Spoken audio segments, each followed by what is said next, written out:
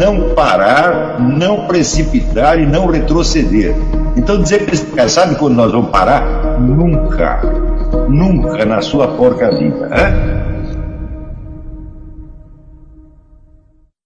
E aí, pessoal do canal, tranquilo? Então, antes do vídeo, quero pedir a vocês para apoiar o nosso canal, seja membro, participe do apoio, vaquinha ou de qualquer outra forma. A gente também deixa o Pix aí para vocês ajudarem o nosso canal. Estão vendo aí toda a censura que está acontecendo aqui no YouTube, em toda a grande rede social. Então é isso aí, para a gente continuar nessa luta, precisamos do apoio de todos vocês. Muito obrigado a todos, fiquem com o vídeo, sempre com Deus, pátria, família e liberdade. Valeu!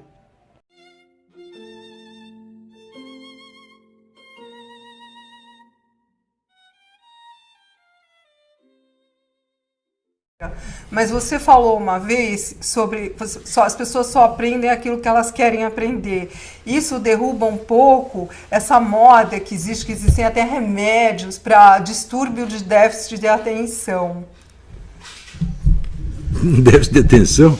Déficit de atenção é o seguinte, o sujeito não quer prestar atenção, meu Deus do céu. Eu lembro claramente, assim, nos primeiros 2 anos de ginásio eu fui muito bem em matemática. Estava tudo bem, estava ensinando álgebra, eu aprendi tudo direitinho. Daí então o professor falou, agora nós vamos aprender geometria. A primeira coisa que ele disse é o seguinte, um ponto não mede nada, mas juntando vários pontos você obtém uma reta. Eu falei, acabou. Eu não quero saber o resto. Eu falei, enquanto eu não entender isso, eu não passo para frente. Eu fui aprender a entender isso com 38 anos. O professor vai ficar sentado esperando? Então assim, a minha cabeça trancou, falou, não assisto mais aula de matemática. Você vai tirar 0, vai repetir de ano, falou, não tem importância. Mas isso aí eu não vou meter na minha cabeça, porque isso só vai me fazer mal. E de fato faz. Porque essa é uma coisa absolutamente incompreensível, absolutamente ilógica, e que você vai ter que aceitar como base de um edifício lógico inteiro. É cruel, é estupidez. Então, tem coisa que você sente que é chato, você não quer mais. E se você forçar isso aí, eu digo, bom, você forçar é um problema, porque a atenção é o próprio centro da inteligência.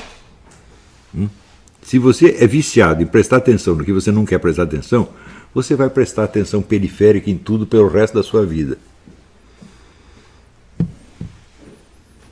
Entendeu? Você vai repetir o que o professor disse, mas você não pensou um minuto naquilo e não quer pensar. Então, isso é um desaprendizado, evidentemente. O aprendizado profundo requer concentração. Concentração depende da motivação. Não é isso? Se tem um cachorro hidrófobo correndo atrás de você, você precisa de muita motivação para você sair correndo? Não, você sabe o que fazer, não sabe? Então, se você partir, vamos dizer, de situações extremas em que a motivação é imediata e inegável, você vai ver a que distância a educação está disso.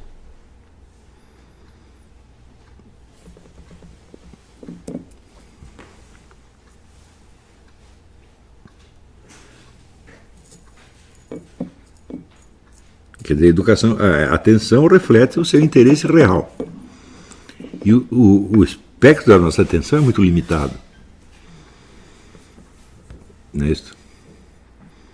Todo o segredo da prestidigitação é baseado nisso. A gente só consegue prestar atenção num ponto de cada vez. Então, o sujeito está fazendo uma coisa aqui, qual outra mão está fazendo outra, você não percebe essa mão aqui. A programação neurolinguística é toda baseada nisso. O sujeito está falando uma coisa, mas ele está transmitindo outra pelos gestos. Você não percebe, mas você está recebendo aquela informação. Então, isso aqui é uma coisa, é um consenso, e toda a ciência psicológica diz isso. A limitação do ciclo de atenção. E, no entanto, o sistema educacional não incorporou isso até hoje.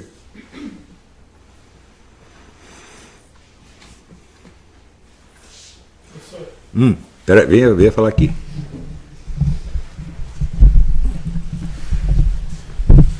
Agora eu tenho uma dúvida sobre se essa visão panorâmica não teria que ser, digamos, num primeiro momento apresentado para as crianças, como por exemplo o senhor, assim, essa questão da matemática, o senhor descobriu que não gostava, que não tinha lógica, que poderia fazer mal, porque foi apresentado. Assim, qual que é o modelo ideal para uma criança? Fazer essa apresentação panorâmica das diversas disciplinas ou deixar que existe assim, uma personalidade que cada um vai conduzir naturalmente para aquele seu gosto, mesmo sem uma apresentação de todas as disciplinas? A pergunta é perfeita. Quer dizer, o sujeito não vai escolher uma coisa que ele não conhece, da qual ele nunca ouviu falar. Tá certo? Mas a solução para isso é a coisa mais simples do mundo. Você tem que ter aulas de várias matérias, mas a presença não ser obrigatória. Né? O sujeito vai dar uma lambida em cada classe e ver se me interessa, se não me interessa.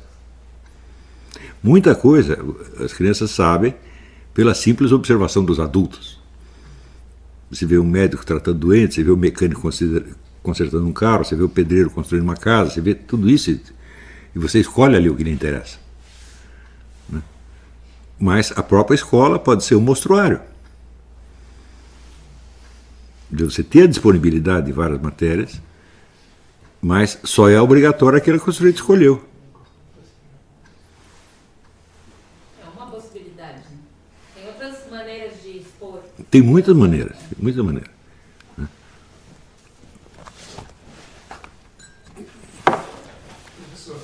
Peraí, daqui, venha daqui. O senhor colocou que o florescimento intelectual depende em grande parte do intercâmbio cultural entre os próprios intelectuais, e que esse vínculo não deveria ser puramente e meramente na base da amizade social. Então, ela estaria baseada em quê? É baseado já na troca de informações e no intercâmbio de ideias, na exploração conjunta de possibilidades comuns. Você imagina, por exemplo, é interessante você estudar a origem desse modernismo nordestino. Então os caras, bom, eles são romancistas nascidos na Bahia, Pernambuco, Alagoas, etc. E querem mostrar algo da sociedade. Então, como vamos descrever a sociedade? Aí foi isso que eles perguntaram para o Gilberto Freire. E dali surgem milhões de possibilidades. Né? E o próprio Gilberto Freire não era um romancista, embora ele escreveu um romance, que não é grande coisa. Mas ele soube chamar a atenção dos caras para os vários aspectos da sociedade que poderiam ser, que dariam material de ficção.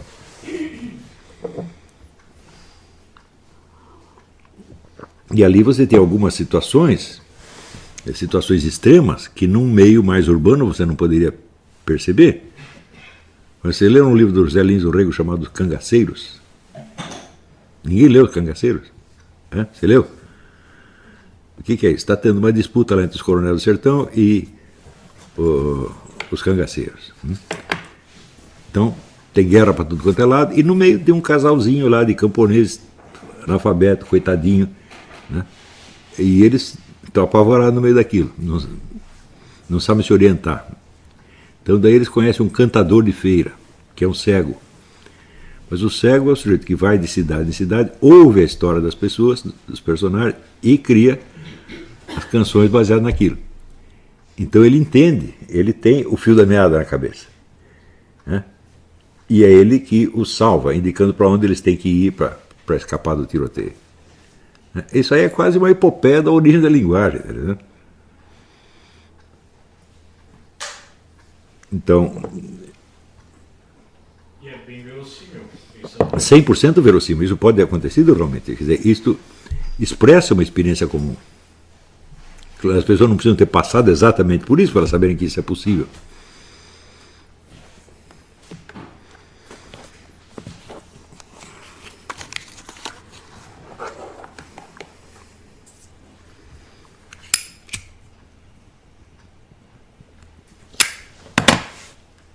E também, vamos dizer, você tem também o problema das várias estruturas narrativas possíveis. Você tem um conjunto de modelos de narrativas, né?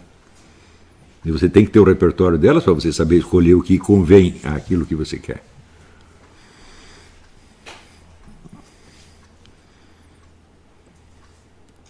Por exemplo, uma coisa que eu noto sempre na literatura brasileira assim, é a falta de personagens heróicos. Não tem. Só tem 3 tipos só: coitadinho, medíocre e malandro. Então isso aí é o quê? É uma restrição do imaginário nacional. Bom, também tem maluco, é verdade. Agora, os 4 tipos, na verdade, são todos coitadinhos, se você pensar bem. E isso é imediatamente reconhecível na sociedade. Só que você negar a existência do heroísmo, da bondade, da santidade, aí você está negando a própria realidade, porque houve santos brasileiros. Né? Um dia me passaram a biografia do padre lá do Rio Grande do Sul, Padre Royce. Era um homem, a vida do cara, um milagre atrás do outro. E ele existiu, na realidade, muita gente no Rio Grande conheceu. Mas você não tem como explorar isso aí.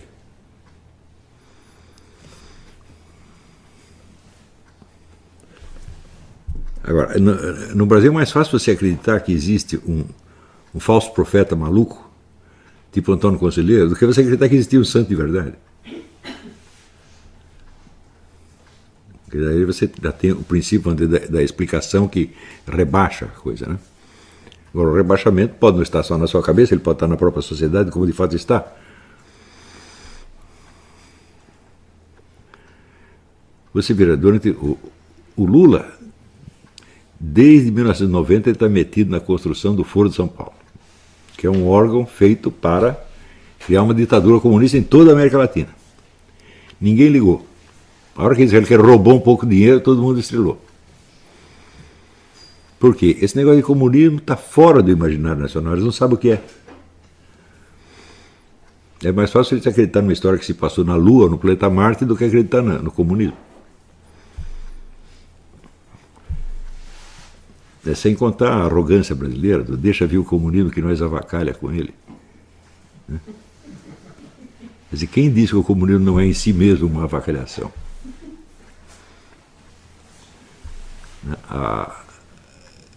Também aquela noção estereotipada, tudo passado pela mídia.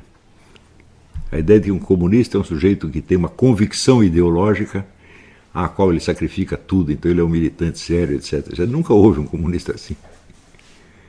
Mas as pessoas acreditam que ou é isso ou então não é comunista. Ainda tem gente que acredita que o comunismo já acabou. Sim? Também. Ou queria o comunismo a ser pobre, tipo, abrir mão das suas próprias. As pessoas não estão ouvindo o que eles estão falando. Vai até ele falar do projeto agora. Não, o que eu comentei foi que, usualmente, quando eu posto alguma coisa na internet, eu recebo respostas do tipo, não, a Dilma, o Lula não são comunistas porque eles têm dinheiro hoje, então o comunismo estaria ligado à defesa dos pobres ou ser também pobre. Mas e mostra um líder comunista pobre no mundo. Não tem nenhum, né? Posso fazer uma pergunta? Pode? Talvez pudesse formular de outra forma mais clara, mas eu vou tentar articular isso da maneira que me ocorreu. Haveria alguma correlação entre os temas a ser explorados na experiência social de uma sociedade e os gêneros literários ou outras possibilidades também de artes narrativas no cinema, as séries, roteiros, enfim, englobando todas as mídias e, enfim, quais as mídias ou gêneros literários favoreceriam a expressão de determinados tipos de experiência. Se for muito amplo, pode deixar. Isso quer dizer, a natureza da experiência social disponível, ela permite ser explorada por alguns, não só por alguns gêneros literários, mas dentro de um único gênero literário, por vários modelos diferentes. Por exemplo, você sabe aquela divisão que Aristóteles faz dos diferentes narrativas conforme o grau de poder do personagem. Então, no grau mais alto, o personagem é um deus, ele pode fazer o que ele quiser. Né? Logo abaixo tem o que os gregos chamavam de herói, quer dizer, é um indivíduo que nasce humano, mas ele, por seus feitos, ele chega a um nível angélico. Terceiro, você tem o personagem que não tem nada de angélico, não tem nada de divino, mas ele tem algum guiamento divino que o torna um herói, um sujeito anormalmente poderoso, mas ainda no nível humano. No quarto nível, você tem a pessoa que tem o poder médio de qualquer pessoa. Tá certo? E, por fim, você tem o personagem que está sempre abaixo da situação. Ele tem menos poder do que a situação exige. Bom, isso aí, então, Sabe o que Aristóteles chama os modos narrativos? De cara, você vai ter que escolher um modo. Então, em geral, no Brasil, eles escolhem o último modo. O personagem é sempre o imbecil, o incapaz. Ele está fora da situação, ele não entende a situação. Não é isso? Se você pegar, por exemplo, na literatura internacional, você pega o Processo do Kafka, né? O Joseph K. é um coitado, as coisas acontecem para ele, ele não está entendendo absolutamente nada, e no fim o matam e ele não sabe por quê. Se você pegar o Policarpo Quaresma, é um sujeito que acha que ele é um reformador da pátria, então, mas na verdade ele não está entendendo nada do que acontece, ele também termina, ele é uma vítima inerme da situação. E este gênero predomina no Brasil. Ele é um maluco coitado. Ele é o coitadinho, é.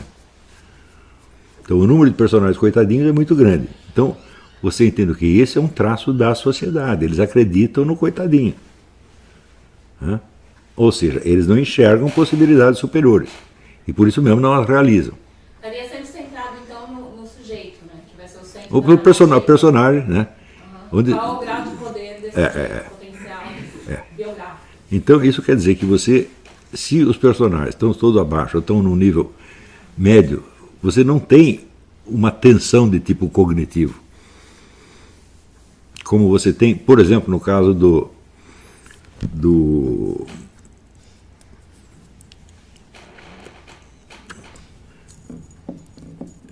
o próprio Crime e Castigo. Né? O Raskolnikov, ele está obviamente acima do nível médio. Ele entende a realidade muito melhor do que a velhinha que ele vai matar. Ele só não entende tanto quanto ele imaginava. Mas que ele é um tipo diferenciado, ele é um cara do terceiro nível, é um homem notável, evidentemente. Né? Não tem uma assistência divina especial, mas alguma grandeza ele tem. Ele é modelado no Napoleão Bonaparte. Né? Então, um personagem desse tipo ele já fica ausente da literatura brasileira, porque ele não parece crível a uma multidão que está acostumada a ser coitadinho e achar que todo mundo é coitadinho. É o título do Emil Fará, O País dos Coitadinhos. Esse título, só o título já é uma maravilha. Né? Então você pode partir do caso assim, o que aconteceria neste meio com um homem realmente superior? Então você pega ali o M.J. Gonzaga de Sá, do Lima Barreto. É um sábio, é um homem inteligentíssimo, cultíssimo, boa pessoa, tem várias qualidades anormais, supranormais. O que ele faz? Ele foge da sociedade humana. Né? Ele tem medo de ser destruído pelo bando de medíocres, então ele vive no isolamento. A gente imagina assim, que você lê o Isaías Caminha, depois lê o Gonzaga de Sá, você vê o Gonzaga de Sá é o Isaías Caminha velho, porque ele tentou se impor ao meio, foi derrotado e ficou com medo e foi para casa.